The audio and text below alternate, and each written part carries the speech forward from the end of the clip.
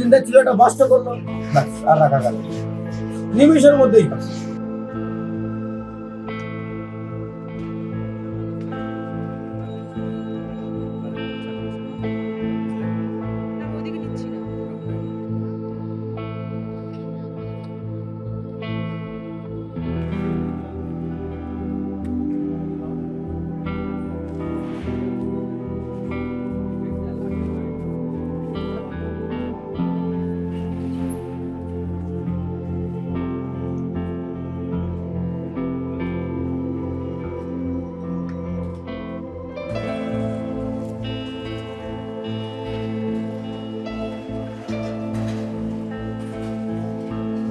সব কিচ্ছু নেই, সব দূরে সাথে একটুও কিচ্ছু বাকি। একটা 50 এসে দেখি 2-3টে দোকান ধরেছে নিমিষের মধ্যেই। অর্ধেক একটা দমকল পাঠিয়েছে, অর্ধেক জল ছিল। ওই অর্ধেক জল আসতে আনতে আধা ঘন্টা পরে আবার একটা দমকল এসছে। ওদেরকে এতবার বলছি যে এই সাইডে জলটা দাও, তাহলে মোটামুটি 10-12টা দোকান পড়তো। সিনজন আর আপনারা দেখছেন টিভি-19 বার্তা।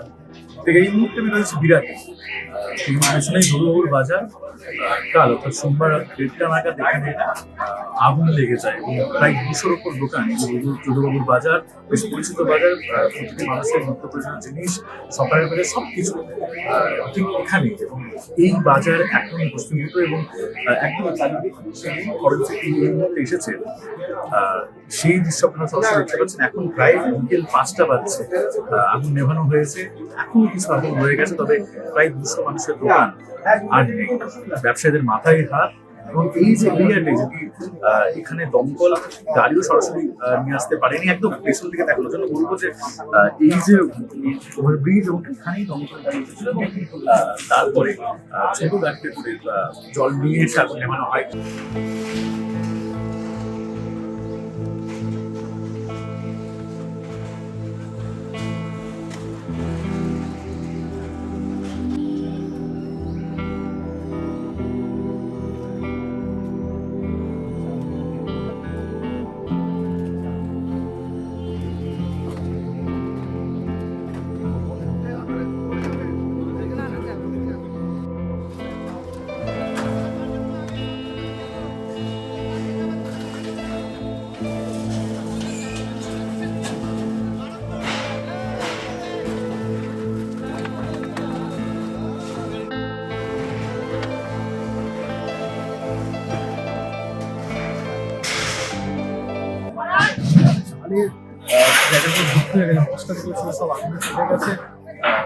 তারপরে এইরকম বর্তমান অবস্থা ব্যবসায়ীদের কথা অনুযায়ী যে সেই মানুষের দোকান সব প্রচন্ড অনেক কিছু নেই চারিদিকে। এখন এখন শুনে মানে পুরোটাই তাই বিচ্ছিন্ন হয়ে গেল। আগুন কিভাবে লাগলো সেই সিলিন্ডার ব্লাস্ট করে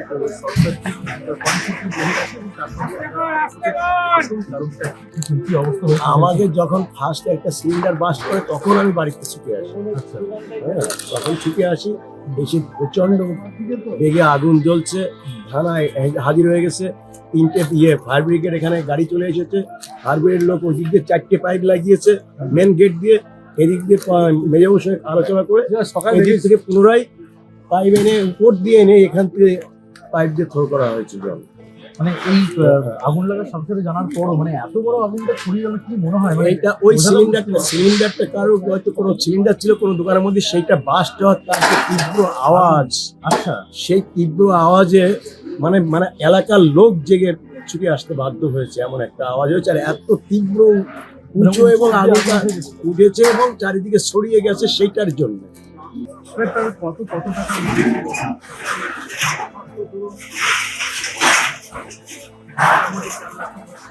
4 লাখ টাকা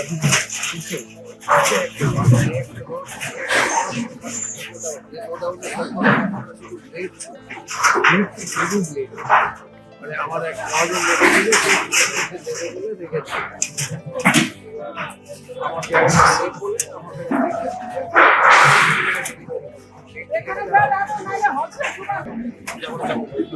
আমাকে আগুন লেগেছে একটা 15-16 আমরা খবর পেয়েছি একটা 30-35-এর মধ্যে আমরা খবরটা পেয়েছি। অলরেডি বাজারে লোকজন তখন বাজারের লোকজন যথারীতি প্রচুর লোক এসে গেছে। ফায়ার ব্রিগেডকে খবর দেওয়া 30 মিনিটের মধ্যে তারাও এসে কিসের দোকান ছিল? আমার মুরগির দোকান ছিল, মুরগির দোকান ছিল, আমাদের ছিল গ্রোসারি, মাছের বাজার, সবজি বাজার, সবই আছে এখানে। 189খানা দোকান আছে এখানে। তার মধ্যে দুটো কি তিনটে দোকান হাফ হাফ করে বেঁচে আছে, সবই সবজি। বাজারের কারখানা। মানে এত কিছু 2001 সালে শেষ হয়ে গেছে, এবার সবকিছুই 2001 সালে এত হয়নি, 2001 সালে মিডিলে গিয়ে আটকে গেছে। মানে এগুলো তো সবটাই মানে এবার সব শেষ। এরপরে কি হবে না হবে আপনাদের তো একটা আমাদের এখন পুরো পৌরসভায় গেছিলাম, চেয়ারম্যান আশ্বাস দিয়েছে করবে, আমরা জানি। চেয়ারম্যান সাহেব যা বললেন খুব সুন্দর কথা বলেছেন। ভালো কথা তাতে আমরা প্রাণ ভরে গেছি। কি বলেছেন? ঠিক বলেছেন। আমাদের constructionটা করে দিলেন। দিনের মধ্যে আমরা এমন সুন্দর একটা বাজার করে দেবো, যে বাজারটা আগে ছিল যেটা তার থেকে অনেক Better. মডেল বাজার করবো। চোখে বলবে যে না একটা বাজার হয়েছে, এবং যত তাড়াতাড়ি সম্ভব আমরা করবো। আপনারা চিন্তা করবেন না, আমরা আপনাদের 15-20 পাশে দিন আছি। টাইম দিয়েছে, প্লাস একটা আমাদের আর্থিক মাননীয়- অনুদান যদি কিছুটা দেওয়ার যে পাওয়া যায়, যে আর্থিক অনুদান দেওয়ার কারণ ব্যবস্থা। ক্ষয়ক্ষতির যে বিষয়টা সেটা তো প্রচুর দোকানের সমস্ত সব জানি, সেটা মিউনিসিপ্যালিটি, আমাদের মিউনিসিপ্যালিটি অনুদানই বলেছে, আমাদের একটা কিছু অনুদানের ব্যবস্থা করবো। আমাদের মাননীয় মন্ত্রী, অর্থ প্রতিমন্ত্রী চন্দ্রবাবু ভট্টাচার্য পৌরসভায় এসেছিলেন। উনিও এসে ওনার তহবিল থেকে 25 লক্ষ টাকা আমাদের এখানে স্যাংশন করে গেছেন। পৌরসভা থেকেও আমাদের যথেষ্ট ওগুলো তো আশ্বাস ডাইরেক্ট আসবে না, পৌরসভা হয়ে আসবে। এবং আরো বললেন যে আপনাদের যে ক্ষয়ক্ষতি হয়েছে, আপনারা যে বসে থাকবেন, এই যে বসে থেকে যাতে আপনাদের খাওয়ারও কষ্ট না হয়, আমরা আপনাদের একটা অনুদানও দেওয়ার ব্যবস্থা করি। সেখানে তো প্রচুর জিনিসপত্র জায়গায় জিনিস ছিল। মানে সেই ক্ষয়ক্ষতি তো অনেকটাই ক্ষয়ক্ষতি। অনেক আপনার আমাদের থেকে মুদি মশলার দোকান যারা, তাদের পারেনি গ্রোসারি অনেক জিনিস তাদের প্রচুর। প্রতিটা বাজারের ছেলে লড়াই করেছে সেই মুহূর্তে মানে রাতে আপনারা হ্যাঁ ছিলেন। আমরা গত রাত থেকে এই পর্যন্ত এখনো চোখ বুঝিনি, খাইনি, চান করিনি, বিশ্রাম নিইনি। আমরা একেবারে নন স্টপ, আমরা এখনো শ্রম দিয়ে যাচ্ছি। কিছু যদি বাঁচানো যায়, কেউ কিছু বাঁচাতে পারে না। কয়েকটা খুচরা পয়সা, মাছ, আপনি যদি মাছ দেখতে চান, মাছ পুড়িয়ে আধা মাছ সিদ্ধ একদম হয়ে- আদা সেদ্ধ হয়ে। থেকে ব্রিজের ওপর থেকে মানুষ সব ঠান্ডা হয়। সব লোকের দোকানে ঘি তেল সব কত কিছু আছে, তাতে তো আরো সিলিন্ডার বাস করার পর মোটামুটি আগুনটা আরো বেশি ছড়িয়ে গেছে, তখন আর রাখা যায়নি, জলটাও দিতে পারেনি, আর রাখাও যায়নি, একটাও রাখা যায়নি। বিরাটি যদুবাবুর বাজারের অবস্থা আপনারা দেখতে পেলেন, এবং ঠিক এর পেছনে একটি ঘর ছিল, সেটি ভেঙে তারপরে এখানে জল দেওয়া বা দমকল কাজ করেছে। খুবই ভয়ঙ্কর একটা পরিস্থিতি, চোখের নিমেষে প্রায় 200-র উপর দোকান, এবং সামনেই নতুন বছর, এবং তার জন্য প্রচুর জিনিস তারা মজুত করে রেখেছিল। প্রচুর মাছ, ইলিশ মাছ, প্রায় 30 কেজি ইলিশ মাছ ওনাদের কথা অনুযায়ী। এছাড়াও প্রচুর জিনিস, চালের বস্তা, এছাড়াও এখন যেগুলি দেখা যাচ্ছে, এছাড়াও প্রচুর বহু জিনিসপত্র পুড়ে গিয়েছে। এই মুহূর্তে ব্যবসায়ীদের মাথায় হাতের পরবর্তী কি হবে, অবশ্যই এখানকার চেয়ারম্যান কথা বলেছেন, এবং সরকারের পক্ষ থেকেও দেখা হচ্ছে। তবে সত্যি এক নিমেষে এত কিছু শেষ হয়ে যাওয়া, কোথায় যাবেন ব্যবসায়ীরা, এই প্রশ্ন কিন্তু বারবার উঠছে। আপাতত এখানেই শেষ করছি। ক্যামেরায় স্বর্ণালীর সাথে আমি সিঞ্জন, TV19 বাংলা, বিরাটি।